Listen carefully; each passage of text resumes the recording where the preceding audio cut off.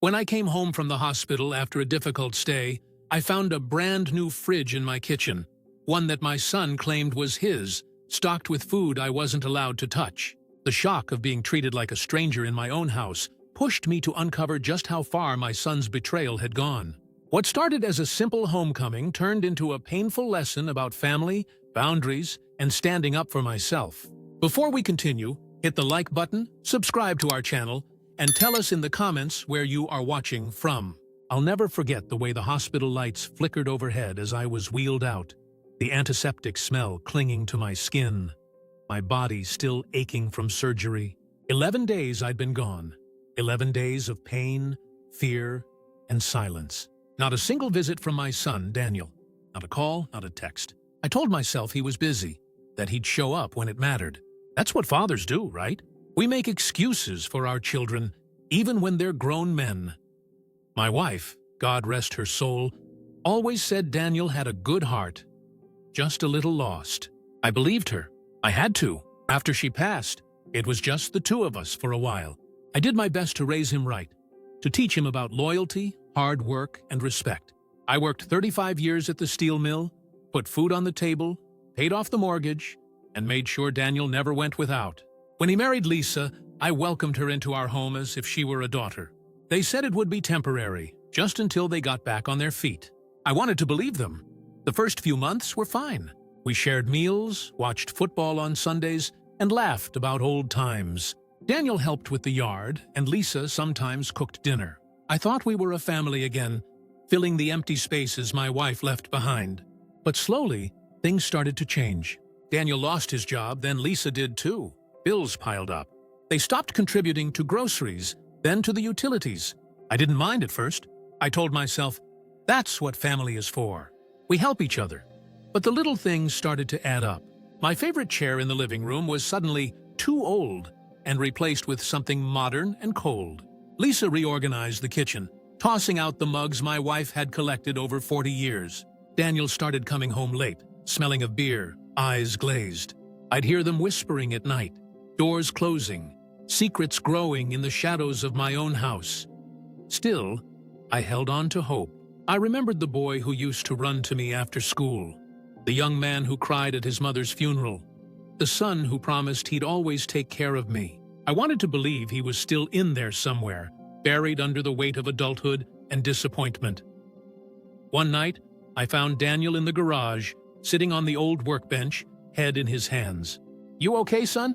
I asked, my voice soft. He looked up, eyes red. "Just tired, Dad. Things'll get better. You'll see." I put a hand on his shoulder, feeling the bones beneath his skin. "I know, son. I'm here for you. We'll get through this together." He nodded, but his eyes darted away. Lisa was different. She was always polite, but there was a coldness to her, a distance I couldn't cross. She'd smile at me over dinner, but her eyes never matched her lips. I tried to reach out, to make her feel at home, but she kept me at arm's length. I chalked it up to stress, to the pressure of job hunting and living with her father-in-law. I tried to be patient. Then came the hospital, a sudden infection, a high fever, and before I knew it, I was in an ambulance. Daniel's number dialed on my phone, ringing into the void. I left a message, voice trembling. "Daniel, I'm in the hospital. Don't worry, I'll be fine. Just let me know you got this." No reply. Those 11 days were the loneliest of my life. Nurses came and went, doctors poked and prodded, but no family. I watched the door, hoping for Daniel's face, for Lisa's voice. Nothing. I told myself they were busy, that they'd come when I needed them most. I clung to that hope like a lifeline. When the doctor finally said I could go home, I felt a surge of relief. I imagined Daniel waiting in the lobby, maybe even Lisa beside him, ready to take me home. But the lobby was empty. I called Daniel again, straight to voicemail. I took a cab, clutching my hospital bag, heart pounding with every mile closer to home. As the cab pulled up to my house, I stared at the front door, half expecting it to swing open, Daniel rushing out to help me. But the house was silent, the windows dark. I paid the driver, shuffled up the steps, and unlocked the door. The air inside was stale, heavy with the scent of something unfamiliar. I called out, "Daniel? Lisa?" No answer. I set my bag down, my legs trembling, and made my way to the kitchen. That's when I saw a brand new, gleaming refrigerator, twice the size of my old one, standing right next to the battered fridge I'd had for decades. My heart skipped. I reached out, touching the cold metal, confused. Why would we need two fridges? Just then, Daniel walked in, a can of beer in his hand, acting like nothing was out of the ordinary. Lisa followed, arms crossed, eyes hard. "What's this?" I asked, pointing at the new fridge. Daniel took a swig, shrugged. "It's ours, Dad, for our stuff. We needed more space." Lisa started sticking labels on the shelves with her name, Daniel's name, in big, bold letters. I stared at them, my mind racing. My house, my kitchen, and suddenly I was a guest in my own home. I wanted to ask why, to demand an explanation, but the words caught in my throat. Daniel just looked at me, cold and distant. "It's better this way, Dad. More organized. You keep your things. We keep ours." I felt the ground shift beneath me, the walls closing in. My own son, dividing the house, drawing lines where there used to be none. I tried to steady myself, but the pain from my stitches flared, and I had to grip the counter to keep from falling. Lisa smiled, satisfied, as she closed the new fridge with a thud. "Don't take it personally, Mr. Harris. It's just practical." Practical. That word echoed in my head as I looked at the two fridges, side by side, like a silent accusation. I didn't know it then, but that was just the beginning. The real betrayal was still waiting, lurking in the shadows of my own home. The real betrayal was still waiting, lurking in the shadows of my own home. I barely slept that first night back. Every time I closed my eyes, I saw those two fridges, one old and half-empty, the other new and overflowing, marked with Daniel and Lisa's names, like a flag planted in conquered territory. I lay in bed, listening to the muffled sounds of laughter and clinking glasses drifting down the hall. My own son and his wife celebrating something I couldn't understand, while I stared at the ceiling, feeling more like a stranger than a father. The next morning, I shuffled into the kitchen, hoping for a fresh start. Maybe I'd overreacted. Maybe it was just a misunderstanding. But when I opened my fridge, all I found was a carton of milk, a few eggs, and some stale bread. The rest of the shelves were bare. I glanced at the new fridge through the glass. I could see steaks, imported cheese, fresh fruit, and bottles of wine. I reached for the handle, but Lisa stepped in front of me, blocking my way. "That's ours, Mr. Harris," she said, her voice flat. "Please respect our space." I stared at her, stunned. "I bought those groceries. I paid for this house," she shrugged. "We buy our own food now. It's just easier this way." Daniel walked in, rubbing sleep from his eyes. "Dad, don't make this a big deal. We're just trying to keep things organized. You have your fridge, we have ours." I wanted to argue, to shout, but the words died in my throat. I felt small, powerless. I poured myself a glass of water and sat at the table watching as they made breakfast eggs, bacon, and toast, all from their fridge. They didn't offer me a plate. They didn't even look at me. After breakfast, Daniel disappeared into the garage, and Lisa retreated to the living room, scrolling on her phone. I sat alone, the silence pressing in on me. I tried to tell myself it was just a phase, that things would go back to normal. But deep down, I knew something had changed. Days passed, and the divide grew wider. Daniel and Lisa started locking their bedroom door, keeping their things separate. They stopped joining me for meals, stopped talking to me unless it was absolutely necessary. The house felt colder, emptier, even with 3 people living in it. One afternoon, I overheard them arguing in the garage. Lisa's voice was sharp, angry. "He's never going to leave, Daniel. We need that money. We need this house." Daniel's reply was muffled, but I caught enough to make my blood run cold. "Just be patient. He's old. He can't last forever." I pressed my back against the wall, heart pounding. My own son, talking about me like I was an obstacle, a problem to be solved. I wanted to confront them, to demand answers, but fear held me back. What if I was wrong? What if I was just being paranoid? But the evidence kept piling up. I noticed money missing from my wallet, small amounts at first, then larger sums. My bank statements showed withdrawals I didn't remember making. When I asked Daniel about it, he brushed me off. "You probably just forgot, Dad. You're getting older." Lisa started bringing home expensive clothes, new electronics, things I knew they couldn't afford without jobs. I asked Daniel how they were paying for it all. He just laughed. "We have our ways, Dad. Don't worry about it." I tried to call my brother, Tom, to talk things through, but Daniel always seemed to be around, listening in, changing the subject. I felt trapped, isolated in my own home. One night, I woke to the sound of voices outside my bedroom door. I crept to the crack and listened. "We need to get him to sign the papers," Lisa whispered. "If he puts the house in your name, we can finally get that loan." Daniel hesitated. "He won't do it." "Not unless we push him." Lisa's voice turned cold. "Then push harder. He owes you. After everything you've done for him." I stumbled back to bed, my mind racing. Papers? A loan? Were they trying to take the house? I barely slept, my thoughts spinning with fear and betrayal. The next morning, Daniel handed me a stack of documents. "Dad, I need you to sign these. It's just some paperwork for the insurance. Nothing major." I stared at the papers, my hands shaking. The words blurred together, but I saw my name, the address, and legal jargon I didn't understand. "What is this, Daniel?" He smiled, but it didn't reach his eyes. "Just sign, Dad. Trust me." I wanted to refuse, to demand an explanation, but Daniel's tone was sharp, impatient. "Come on, Dad. Don't make this difficult." I signed, my heart heavy with dread. After that, things got worse. Daniel and Lisa stopped speaking to me altogether, except to ask for money or favors. They took over the master bedroom, moved my things into the small guest room. My house, my life, is shrinking around me. I tried to fight back, to reclaim some control, but every attempt was met with resistance. Daniel accused me of being ungrateful, of making things harder for everyone. Lisa rolled her eyes, muttering about old men and their pride. I started to feel invisible, like a ghost haunting the edges of my own life. The pain from my surgery faded, but a deeper ache settled in my chest, a sense of loss, of betrayal that I couldn't shake. One evening, I found a letter from the bank addressed to Daniel. I opened it, hands trembling. It was a notice about a loan application using my house as collateral. My name was on the paperwork, my signature. I confronted Daniel, waving the letter in his face. "What is this? Did you use my house for a loan?" He didn't even flinch. "It's just temporary, Dad. We needed the money. You'll get it back." I stared at him, disbelief and anger warring inside me.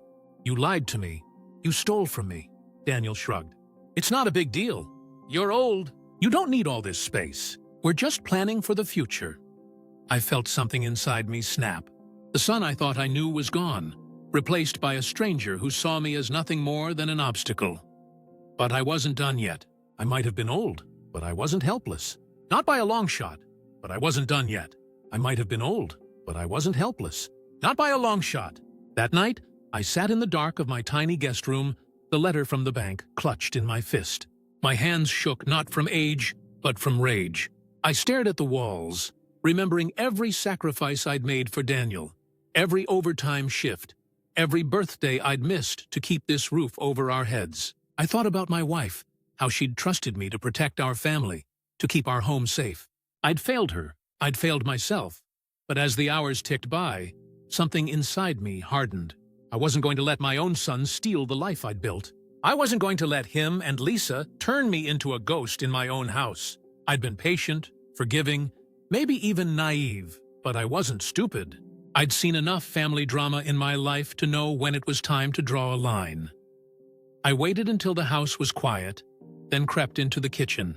The new fridge glowed in the darkness, Lisa's labels shining like warning signs. I opened my old fridge with barely anything left. I closed it, the sound echoing in the empty kitchen. I looked around at the home I'd built, now filled with things that weren't mine, laughter that didn't include me, secrets that shut me out. I needed help. I couldn't do this alone. I thought of my brother Tom again, but Daniel would intercept any call. Then I remembered my neighbor, Mr. Jenkins. He'd lived next door for 20 years, always quick with a wave or a joke over the fence. He'd seen Daniel grow up. Maybe he'd noticed something. Maybe he could help. The next morning, I waited until Daniel and Lisa left off to job interviews, they said. But I knew better. As soon as their car pulled out, I slipped out the back door and crossed the yard. Mr. Jenkins was in his garden, pruning his roses. "Morning, Ed," he said, looking up. "You're up and about. Good to see." I tried to smile, but it felt forced. "Can I talk to you for a minute, Bill?" He set down his shears, concern flickering in his eyes. "Of course. Is everything all right?" I hesitated, the words catching in my throat. I think Daniel and Lisa are trying to take my house. They've been different. Cold. I found this." I handed him the bank letter. He read it, his brow furrowing. "Ed, this is serious. Did you sign anything?" I nodded, shame burning in my cheeks. "I thought it was insurance paperwork. I didn't read it. I just trusted him." Bill put a hand on my shoulder. "You're not the first, Ed. Family can be the worst when it comes to money. But you don't have to take this lying down." I felt a surge of hope. "What can I do?" He thought for a moment. "First, you need to get copies of everything you've signed. Second, you need to talk to someone who knows the law. I have a friend who is a retired lawyer. He helped my sister when her kids tried to pull something similar. I'll give him a call." For the first time in weeks, I felt like I could breathe. "Thank you, Bill. I don't know what I'd do without you." He squeezed my shoulder. "You're not alone, Ed. Don't let them make you feel like you are." I went back inside, my mind racing. I started searching the house for any paperwork Daniel might have left out. In the master bedroom, now theirs, I found a drawer stuffed with unopened mail, receipts, and bank statements. I took everything, stuffing it into a bag. I found credit card bills in my name, charges I didn't recognize, electronics, clothes, even a weekend at a fancy hotel. My hands shook as I realized just how deep the betrayal went. They weren't just taking my house, they were draining me dry. That afternoon, Bill's friend, Mr. Carter, came by. He was a tall man with a kind face and sharp eyes. I laid out the documents on the kitchen table, my heart pounding as he sifted through them. "This is bad, Ed," he said finally. "But it's not hopeless. You've got proof unauthorized loans, forged signatures, financial abuse. We can fight this." He explained my options. I could confront Daniel and Lisa, demand they leave, and threaten legal action. Or I could go straight to the authorities, file charges for fraud and elder abuse. Either way, I needed to act fast before they did something irreversible. I felt a cold resolve settle over me. I want to confront them. I want them to know I'm not afraid. Mr. Carter nodded. "Good, but document everything. Take photos of the fridges, the receipts, the state of the house. Keep a record of every conversation. The more evidence, the better." That night, I sat in my room, staring at the pile of evidence. I thought about all the years I'd spent building this life, all the love I'd poured into my family. I thought about Daniel as a boy, how proud I'd been of him. I thought about Lisa, how I'd welcomed her in and trusted her. I felt grief, yes, but also anger. Righteous burning anger. They thought I was weak, that I'd just roll over and let them take everything. They were wrong. I started making a plan. I'd gather every scrap of evidence, every document, every receipt. I'd confront them, with Bill and Mr. Carter by my side. I'd show them I wasn't the helpless old man they thought I was. But as I lay in bed, listening to the house creak and settle, I knew I had to be careful. Daniel and Lisa were desperate. Desperate people do dangerous things. I closed my eyes, the plan forming in my mind. Tomorrow, I'd start taking my life back. Tomorrow, the real fight will begin. Tomorrow, I'd start taking my life back. Tomorrow, the real fight will begin. The next morning, I woke before dawn, my mind sharper than it had been in months. I moved quietly, careful not to wake Daniel or Lisa. I started with the kitchen, snapping photos of the two fridges, one old and nearly empty, the other new and packed with food I'd never tasted. I took close-ups of the labels, Lisa's name in thick black marker, Daniel's scrawled across the drawers. I documented the state of the pantry, the empty shelves on my side, the overflowing bags of gourmet coffee and imported snacks on theirs. I moved through the house, photographing every room. The master bedroom, stripped of my things, now cluttered with Lisa's designer clothes and Daniel's electronics. The living room, my old recliner shoved into a corner, replaced by a sleek couch I'd never sat on. I took pictures of the bills and bank statements, the credit card charges I didn't recognize, the loan documents with my forged signature, every detail, every insult, every piece of evidence. By the time the sun rose, I had a folder full of proof. I called Bill and Mr. Carter, my hands steady for the first time in weeks. "I'm ready," I told them. "Let's do this." We met in Bill's kitchen, the three of us huddled over the table. Mr. Carter reviewed the photos and documents, nodding with grim satisfaction. "This is more than enough," he said. "We'll confront them together. If they refuse to leave or try to threaten you, we'll call the police. But you need to be prepared. They might lash out." I nodded, feeling the weight of the moment. "I'm not afraid," I said, and I meant it. We set a time late afternoon, when Daniel and Lisa would be home, but before they could disappear for the night. Bill would be there as a witness, Mr. Carter as my advocate. I spent the rest of the day gathering the last pieces of evidence, making copies of everything, hiding the originals in a safe place.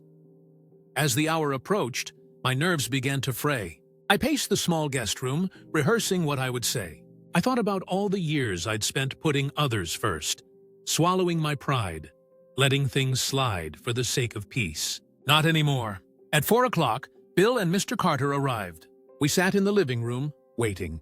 I could hear Daniel and Lisa's car pull into the driveway, the slam of doors, their voices drifting through the open window. They walked in, laughing about something, but their smiles faded when they saw us sitting there. Daniel's eyes narrowed, Lisa's lips pressed into a thin line. "What's going on, Dad?" Daniel asked, his tone already defensive. I stood, my hands steady. "We need to talk." "All of us," Lisa rolled her eyes.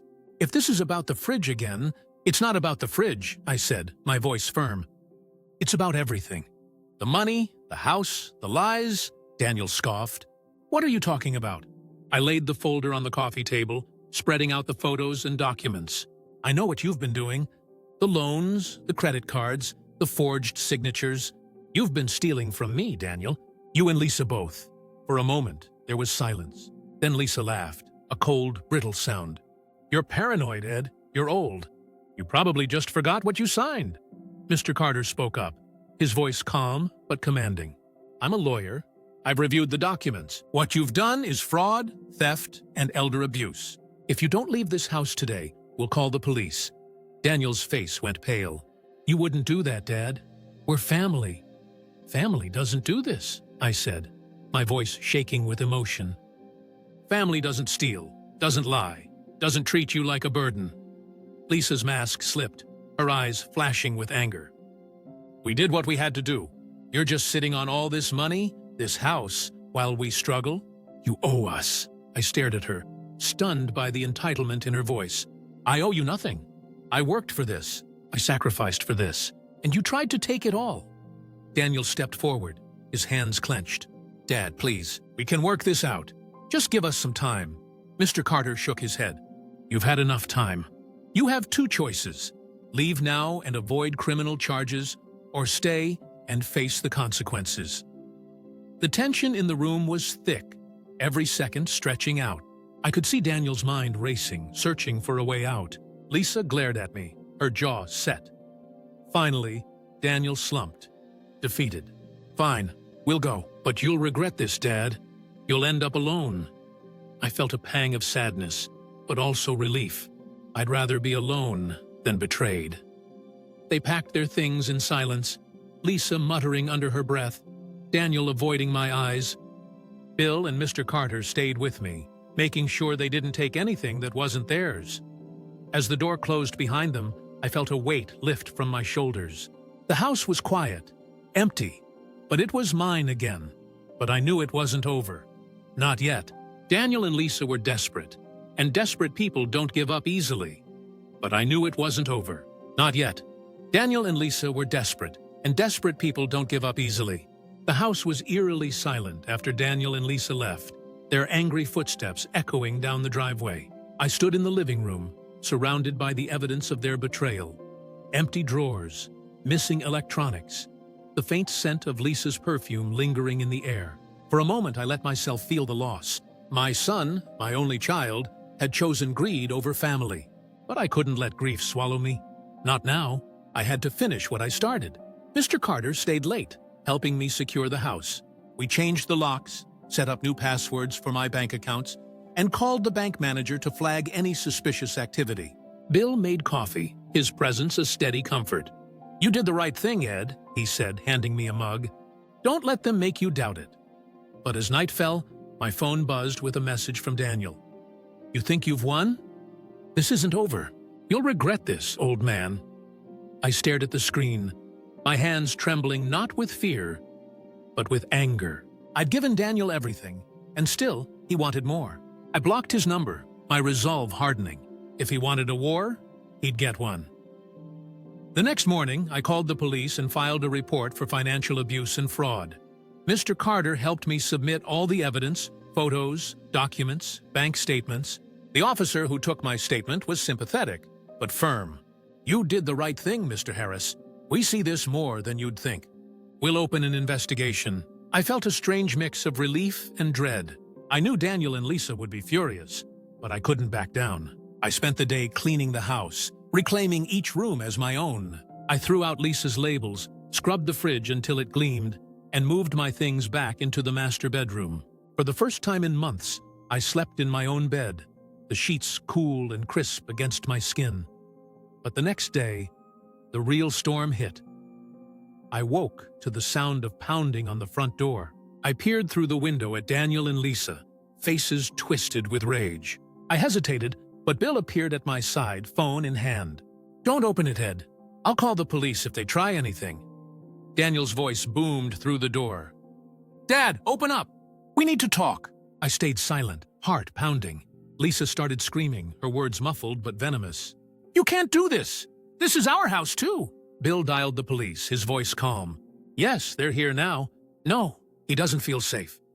Within minutes, a patrol car pulled up. The officers stepped between us and Daniel, their presence a wall I desperately needed. Daniel's anger turned to pleading. "Dad, please, just let us in. We can fix this." I shook my head, tears burning my eyes. "You made your choice, Daniel. Now, live with it." The officers escorted them off the property, warning them not to return. As their car disappeared down the street, I felt a surge of victory, but also a deep, aching sadness. This was my son, my flesh and blood, but he'd crossed a line I couldn't ignore. The next week was a blur of paperwork and phone calls. The bank reversed some of the fraudulent charges, and the police investigation moved forward. Mr. Carter helped me put the house in a trust, making it impossible for Daniel or anyone else to touch it without my consent. I changed my will, leaving everything to a local charity if anything happened to me. But Daniel wasn't done. He tried to access my accounts online, but the new passwords were held. He sent emails, begging for forgiveness, then threatening legal action. Lisa posted on social media, painting me as a cruel, senile old man who'd thrown his own son onto the street. Some neighbors believed her, but most knew the truth. Bill and Mr. Carter stood by me, their support unwavering. One afternoon, I received a letter from Daniel's lawyer, demanding a share of the house and accusing me of elder abuse. The irony nearly made me laugh. Mr. Carter drafted a response, laying out the evidence of fraud and theft. "If they want a fight, we'll give them one," he said, his eyes steely. The weeks dragged on, each day a new battle. But with every victory, every reversed charge, every legal win, I felt myself growing stronger. I started to reclaim my life, piece by piece. I joined a support group for victims of family betrayal, sharing my story and listening to others. I found comfort in their words, their strength. Then, one morning, I got a call from the police. "Mr. Harris, we've completed our investigation. There's enough evidence to press charges against Daniel and Lisa. Would you like to proceed?" I hesitated, the weight of the decision pressing down on me. To send my own son to jail? But then I remembered the look in his eyes, the coldness in his voice, the way he'd tried to erase me from my own life. "Yes," I said, my voice steady. "Do what you have to do." The officers thanked me and promised to keep me updated. I hung up, feeling both lighter and heavier at the same time. Justice was coming, but so was the final reckoning. That night, I sat on the porch, watching the sun set over the yard I'd tended for decades. Bill joined me, 2 mugs of coffee in hand. "You did it, Ed," he said quietly. "You stood up for yourself." I nodded, the weight of the past months settling on my shoulders. "I just wish it hadn't come to this." Bill put a hand on my arm. "Sometimes the only way to end a toxic relationship is to cut it out completely. You gave him every chance. Now, it's time to take care of yourself. I looked out at the fading light, the house behind me finally feeling like home again. But I knew the story wasn't over. Not yet. But I knew the story wasn't over. Not yet. The days that followed were quieter than I'd ever known. The house, once filled with tension and whispered arguments, now echoed with a strange, peaceful silence. I moved through each room, reclaiming my space, my dignity, and my life. I fixed the leaky faucet in the kitchen, mowed the lawn, and even dusted off my old record player. For the first time in years, I played my wife's favorite album, letting the music fill the empty spaces Daniel and Lisa had left behind. But the wounds were still fresh. Every time the phone rang, my heart jumped, half expecting another threat, another plea, another attempt to worm their way back in. Instead, it was usually Bill checking in or Mr. Carter with updates on the case. The police had officially charged Daniel and Lisa with fraud and financial elder abuse. Their court date was set for the following month.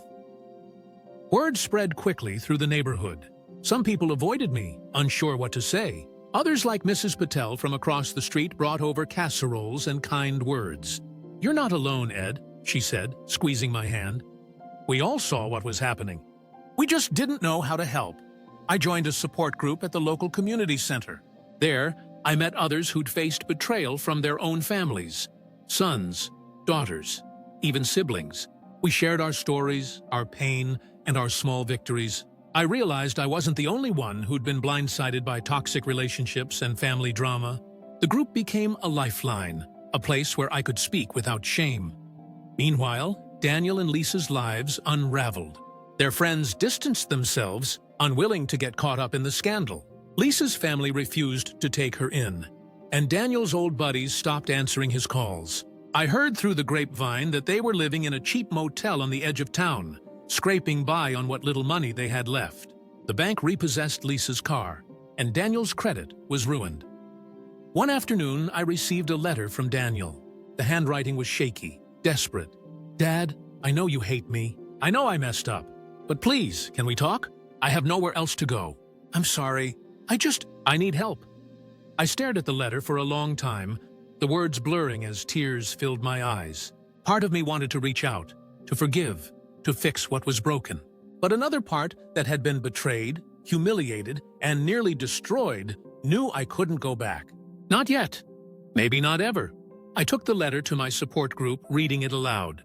The others listened, nodding in understanding. "You don't owe him anything," one woman said gently. "You gave him every chance. Now it's time to heal." The court date arrived on a gray, rainy morning. Bill and Mr. Carter came with me, their presence a steady anchor. Daniel and Lisa sat across the aisle, looking smaller than I'd ever seen them. The judge listened to the evidence, my testimony, the bank records, the photos, the forged signatures. Daniel tried to apologize, his voice breaking, but the damage was done. The judge ruled in my favor. Daniel and Lisa were ordered to repay the stolen money, perform community service, and attend counseling for financial abuse. They were barred from contacting me without my consent. As the gavel fell, I felt a strange sense of closure. Justice had been served, but the scars remained. After the trial, Daniel approached me in the hallway, his eyes red and swollen. "Dad, I'm sorry. I really am. I don't expect you to forgive me, but I need you to know." I looked at him, searching for the boy I'd raised, the son I'd loved. For a moment, I saw a flicker of remorse, a glimmer of the man he could have been. "I hope you find your way, Daniel," I said quietly. "But I can't help you anymore. You have to help yourself," he nodded, tears streaming down his face. Lisa stood behind him, silent, her eyes cold and empty. They walked away, leaving me standing in the courthouse, free at last. In the weeks that followed, I focused on rebuilding. I redecorated the house, painting the walls a warm golden color. I planted a garden in the backyard, filling it with roses and sunflowers, my wife's favorites. I invited Bill and his wife over for dinner, laughter and good food filling the air.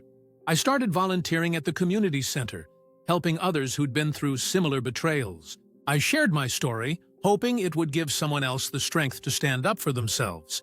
I found purpose in the pain, turning my experience into a lesson for others.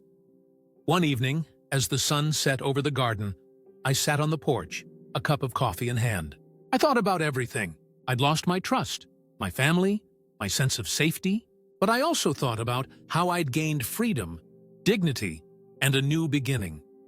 I realized that sometimes the people we love most are the ones who hurt us the deepest. But that doesn't mean we have to let them define us. We can choose to fight back, to reclaim our lives, to demand respect. As the stars appeared overhead, I felt a sense of peace I hadn't known in years. The house was quiet, but it was mine. My story wasn't over. It was just beginning. If you've ever been betrayed by someone you love, if you've ever felt powerless in your own home, know this: you're not alone.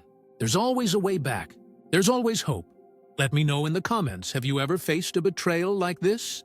How did you find your strength? Don't forget to like, subscribe, and share this story with someone who needs to hear it. Because sometimes the greatest revenge is simply taking your life back. My story wasn't over. It was just beginning. The weeks after the trial felt like waking up from a long, bitter dream.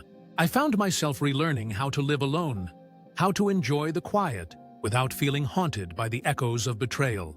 Each morning, I brewed my own coffee, sat at the kitchen table, and looked out at the garden I'd started from scratch. The sunflowers grew tall and proud. The roses bloomed in bursts of color, and I felt my heart slowly mending with every new leaf and petal. I kept busy. I fixed the fence Daniel had let fall into disrepair. I sorted through old boxes in the attic, finding photos of happier times Daniel as a boy, my wife's gentle smile, family holidays before everything soured. I let myself grieve, but I also let myself hope. I realized that healing wasn't about forgetting the pain, but about learning to live with it, to let it shape me without letting it define me. Bill and his wife became regular guests. We shared meals, stories, and laughter. Sometimes I'd catch myself looking at their easy affection and feel a pang of envy. But mostly, I felt grateful for their friendship. Mr. Carter checked in often, making sure the legal loose ends were tied up. He even helped me set up a new will, one that protected my home and assets from any future schemes. The support group at the community center became a second family. We celebrated small victories, someone getting their money back, another finally moving out of a toxic home. I saw my own journey reflected in their eyes, and I realized how many people carried wounds like mine, hidden beneath polite smiles and quiet lives. But the world has a way of testing you, even when you think you've found peace. One rainy afternoon, as I was reading in the living room, the doorbell rang. I opened the door to find a young woman standing on the porch, holding a little boy by the hand. She looked nervous, her eyes darting to the ground. "Mr. Harris?" she asked softly. "Yes, that's me," I replied, puzzled. She took a deep breath. "My name is Emily. I'm Daniel's half-sister. My mother was with your ex-wife before she passed. I know this is strange, but I needed to meet you." Daniel told me about what happened. "I'm so sorry." I stared at her, stunned. I'd known about Daniel's mother's past, but I'd never met Emily. The little boy clung to her leg, peeking up at me with wide, curious eyes. "I just wanted to say thank you," Emily continued, her voice trembling. "Daniel's been staying with us. He's different now. He's working, going to counseling. He talks about you a lot. He says he wishes he could take it all back." I felt a strange mix of anger, relief, and sadness. "He hurt me, Emily. He took everything I had." She nodded, tears in her eyes. "I know he knows. He's trying to make it right, in his own way. I just thought you should know." I looked at the little boy, who smiled shyly. "Is this your son?" She nodded. "His name's Oliver." "He's your grandson." The word hit me like a wave. Grandson. I knelt down, meeting Oliver's gaze. "Hello, Oliver. I'm your grandpa." He grinned, and for a moment, the years of pain and anger melted away. Emily smiled, relief flooding her face. "We don't expect anything, Mr. Harris. We just wanted you to know you're not alone." After they left, I sat in the quiet house, the echo of Oliver's laughter lingering in the air. I realized that life, even after the worst betrayals, can surprise you with new beginnings. A few days later, I received a letter from Daniel. This time, it was different. No pleas, no anger, just a simple apology and a promise to repay what he owed, no matter how long it took. He wrote about his job at a local hardware store, about counseling, about trying to be a better man for his son. I didn't know if I was ready to forgive him, but I knew I was ready to move forward. I started volunteering more at the community center, helping with the garden, teaching kids how to plant seeds and care for the earth. I found joy in small things: a cup of coffee with Bill, a phone call from Emily, a letter from Daniel. I learned that family isn't just blood. It's the people who stand by you, who help you heal, who remind you that you're worth fighting for. One evening, as the sun set over my blooming garden, I sat on the porch and wrote a letter to Daniel. I told him I was proud of the steps he was taking, that I hoped one day we could sit together and talk, man to man, father to son. I told him about Oliver's visit, about how much it meant to me. I didn't know what the future would hold. Maybe Daniel and I would find our way back to each other. Maybe we wouldn't, but I knew I was stronger now, wiser, and more at peace than I'd been in years. And as the stars appeared, I realized that sometimes the greatest revenge isn't about payback or punishment. It's about surviving, healing, and building a life that's truly your own. I realized that sometimes the greatest revenge isn't about payback or punishment. It's about surviving, healing, and building a life that's truly your own. The seasons changed, and with them, so did I. The garden flourished, a living testament to resilience and new beginnings. I found myself waking up with purpose, eager to see what had grown overnight, what new color or scent would greet me. The house, once a battleground of family drama and betrayal, became a sanctuary, a place of peace, not just for me, but for anyone who needed it. Emily and Oliver visited often. Sometimes they brought Daniel, who always kept his distance at first, standing awkwardly by the gate. I watched him with cautious eyes, searching for signs of the son I'd lost. He looked older, thinner, but there was a humility in his posture I'd never seen before.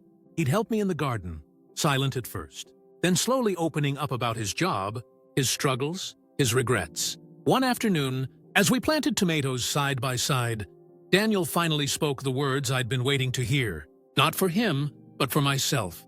"Dad, I know I can't undo what I did. I know I hurt you. I just want you to know I'm sorry. I'm really truly sorry." I looked at him. The dirt caked under his fingernails, sweat on his brow, and I saw not the man who betrayed me, but the boy I'd raised. The boy who used to run through these very rows, chasing butterflies and laughter. "I know, son," I said quietly. "I know. We didn't hug. We didn't cry. We just kept working. The silence between us finally comfortable, finally honest. Forgiveness, I realized, isn't a single act. It's a process of a choice you make every day, sometimes every hour. It doesn't mean forgetting, or excusing, or pretending the pain never happened. It means letting go of the need for revenge, the need to see the other person suffer. It means choosing your own peace over their punishment. But forgiveness doesn't mean letting someone back into your life without boundaries. I made it clear to Daniel that things would be different now. No more shared finances, no more open doors. If he wanted to be part of my life, he'd have to earn it, step by step. He agreed, grateful for even that much. Lisa never returned. I heard she'd moved out of state, chasing a fresh start. I wished her no ill, but I felt no loss. Some relationships, I learned, are meant to end. The support group at the community center became a place of celebration as much as healing. We shared stories of progress, new jobs, new homes, new relationships. I watched as others found their voices, stood up to toxic family members, and reclaimed their lives. I saw the ripple effect of one person's courage, how it inspired others to take their own first steps toward freedom. I started speaking at local events, sharing my story of betrayal, revenge, and ultimately, healing. I talked about the warning signs of financial abuse, the importance of legal protection, and the power of community. People approached me afterward, some in tears, thanking me for giving them hope. One day, a young man came up to me after a talk. He looked nervous, his hands shaking as he spoke. "My dad's going through something similar. I didn't know how bad it was until I heard your story. Thank you for helping me see it." I shook his hand, feeling the weight of his gratitude. "You're not alone," I told him. "None of us are."